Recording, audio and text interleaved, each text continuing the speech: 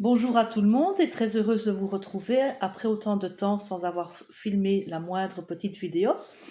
Eh bien, revenons maintenant à mon dada, la mythologie, et répondons ensemble aux trois questions. La première question, combien de Danaïdes tuèrent leur époux? Il s'agit de B, 49 Danaïdes.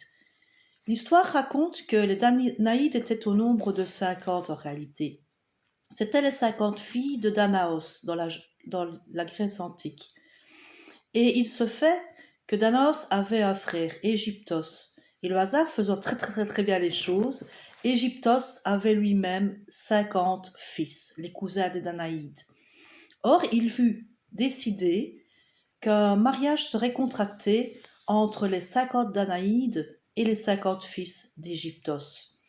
Mais Danaos n'était pas trop pour ce mariage, et ses filles encore moins, car elles estimaient que c'était un mariage contre nature. Mais après l'envoi d'un émissaire, probablement auprès de Danaos par Égyptos, le mariage fut quand même, après de nombreuses tractations, conclu.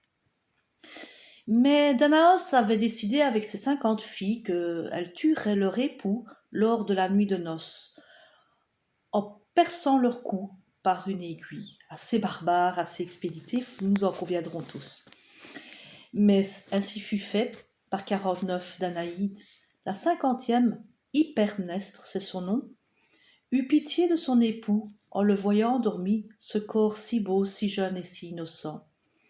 Quoi qu'il en soit, même si les 49 meurtrières furent pardonnées par Zeus et Athéna, deux dieux majeurs du panthéon grec, il n'en demeure pas moins que, au moment de la mort de chacune des meurtrières, elles furent précipitées, toutes autant qu'elles furent, les 49, au fin fond des enfers, au niveau le plus bas, le Tartare, là où étaient expédiés les pires criminels. Non content de cette décision, les dieux les condamnèrent à remplir sans fin, éternellement, d'eau un tonneau troué, percé.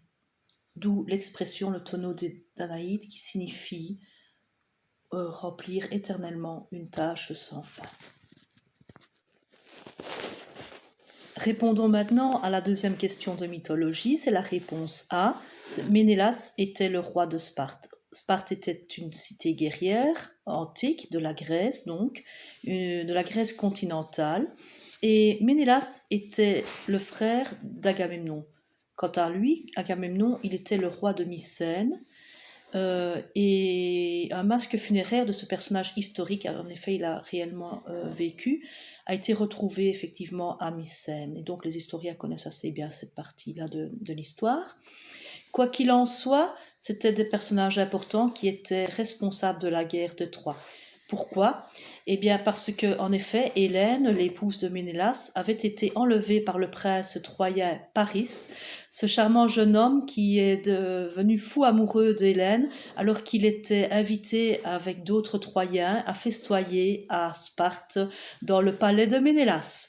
Très furibard, notre ami Ménélas a convoqué et coalisé de nombreux guerriers grecs, dont Achille et Ulysse, des rois, des héros, pour aller rechercher Hélène à Ilion, c'est-à-dire à Troie, ville d'Asie mineure, là où Paris avait emmené, bien entendu, en tant que prince troyen, la belle Hélène, qui est connue comme étant Hélène de Troie, mais en réalité il s'agissait de Hélène de Sparte, épouse de Ménélas.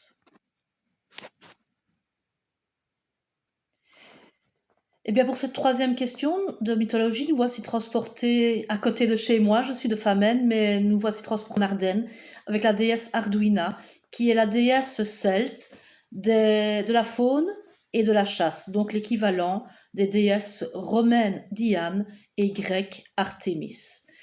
Et donc, nous avons retrouvé, enfin les historiens, les chercheurs ont retrouvé une statuette d'une femme à califourchon sur un sanglier, et en position d'Amazone.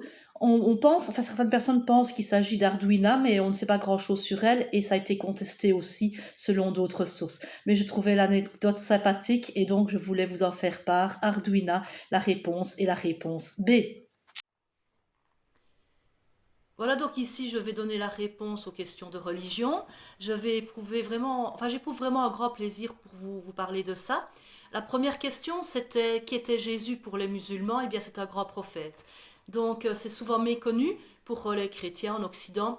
C'est que les musulmans ont un immense respect pour Jésus, pour la personne de Jésus, un grand prophète. Alors, en préparant cette partie, je me suis penchée, j'ai revu des choses que je savais déjà, et je me suis penchée sur les ressemblances entre les deux religions, les deux grandes religions monothéistes, l'islam et le christianisme. Première chose, c'est qu'il faut savoir que Jésus est Messie dans les deux religions, dans les deux foi, check. Ensuite, Marie, lorsqu'elle a enfanté Jésus, elle était vierge, pour les deux, check. Jésus, au cours de sa vie, a accompli de nombreux miracles. Check. Et maintenant, Jésus reviendra à la fin des temps sur terre. Check. Donc ça fait quatre choses, c'est assez incroyable, qui unissent les musulmans et les chrétiens. Et donc, par contre, ce que je voudrais dire, c'est les deux choses qui malheureusement les désunissent.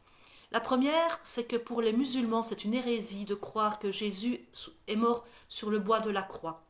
Dieu n'a pas abandonné ainsi à l'humiliation totale son prophète. Et donc c'est quelqu'un d'autre qui est mort sur le bois de la croix. Et évidemment, ce qui sépare énormément les deux religions, c'est que pour les chrétiens, Jésus est Dieu, Fils de Dieu et Dieu. Et il y a la Trinité, Dieu est Père, Fils et Esprit. Eh bien non, pas pour les musulmans. Pour les musulmans, Jésus n'est pas Dieu.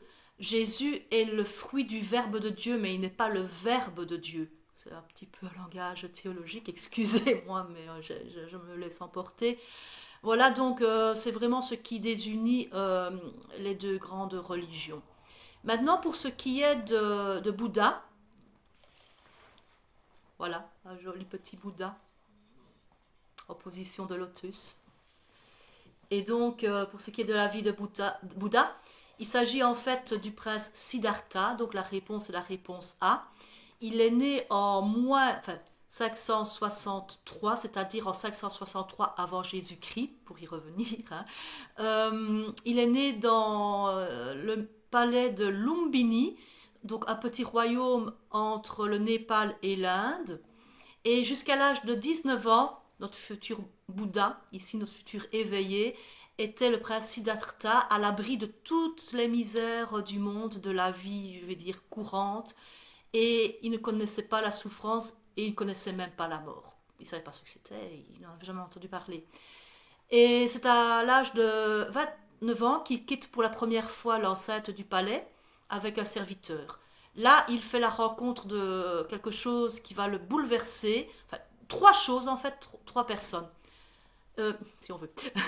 Un moine, ça va, un vieillard et un cadavre. Là, il a fait vraiment la connaissance de la souffrance et de la mort. Il demande à son serviteur, est-ce que tous nous allons mourir? Le serviteur, un peu étonné, vous imaginez, il a répondu, oui, oui, tout le monde va mourir un jour. Là-dessus, grande révélation. Le futur Bouddha, le prince actuel, va entrer en ascèse pour voir si ça va lui apporter la réponse à la fin de la souffrance et la recherche du bonheur qu'il entame maintenant, le Bouddha. Et la cesse ne le convient pas. C'est une extrême qu'il faut balayer, je veux dire. Et c'est à l'âge de 35 ans qu'il entre en méditation pendant 49 jours en position de lotus, que nous connaissons tous fatalement, cette position de lotus. Et donc c'est après donc 49 jours qu'il comprend ce qu'il faut faire et il a l'illumination, il est l'éveillé pour la voie du juste milieu.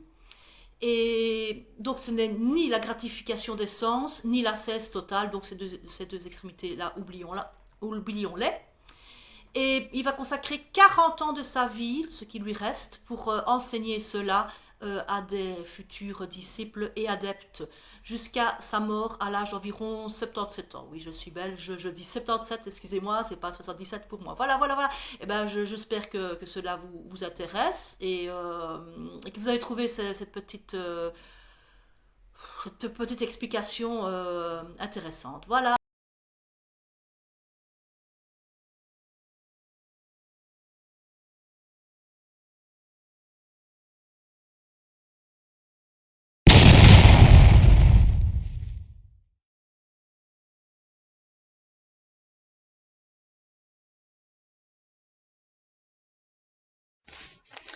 Donc pour la destruction de Lisbonne, c'était en 1755. Cette catastrophe est racontée dans l'Hebdo-Tinte, le numéro 20 de la 38e année, que l'on peut voir ici par Ferry et Duval. Il faut savoir qu'un tremblement de terre avec plusieurs secousses violentes a été suivi d'un incendie attisé par le vent. Donc il y a déjà eu deux fléaux, le tremblement de terre, plusieurs violentes secousses, et aussi l'incendie et le vent. Et puis comme si c'était pas suffisant, il y a eu aussi une inondation par-dessus tout ça. Comme le dit la BD, au sujet de l'inondation, après l'incendie et le tremblement de terre, peu après, une monstrueuse vague gonflait le Tage et détruisait tout ce qui, dans la zone portuaire, avait été plus ou moins épargné par le tremblement de terre et l'incendie. Quant à la tour de Belém, que l'on peut voir ici, c'est une photo de 2020, elle fut miraculeusement épargnée par ces catastrophes naturelles en cascade. La photo ici nous la montre sur le rivage. Mais il faut quand même savoir que cette majestueuse tour, visitée par des centaines de milliers de touristes actuellement par an, se trouvait encore au XVIIIe siècle au milieu du fleuve et cela a été ensablé depuis lors. C'est pour ça que la tour de Belém que l'on voit ici est le long de la rive du fleuve le Tage. Et donc, allons-y pour la deuxième question d'histoire. La réponse est la réponse A. En effet, cette ville du détroit du Bosphore, très belle ville d'ailleurs, qui s'appelle actuellement Istanbul, a eu différentes dénominations au cours du temps, au cours de l'histoire mouvementée et séculaire, si pas millénaire, de cette ville. Au départ, en moins 667, elle fut dénommée Byzance, Byzantion en grec, car c'était en fait un comptoir grec autour de la Méditerranée, un des nombreux comptoirs grecs autour de la Méditerranée de l'époque. Un comptoir, en langage moderne, ce serait une colonie. Alors, cette dénomination a perduré quelques siècles, jusqu'au IVe siècle après Jésus-Christ cette fois-ci, où la ville a été choisie comme capitale de l'Empire romain d'Orient par Constantin, l'empereur en question, qui lui a donné son nom, Constantinople, étant en fait, signifiant en fait littéralement la ville de Constantin.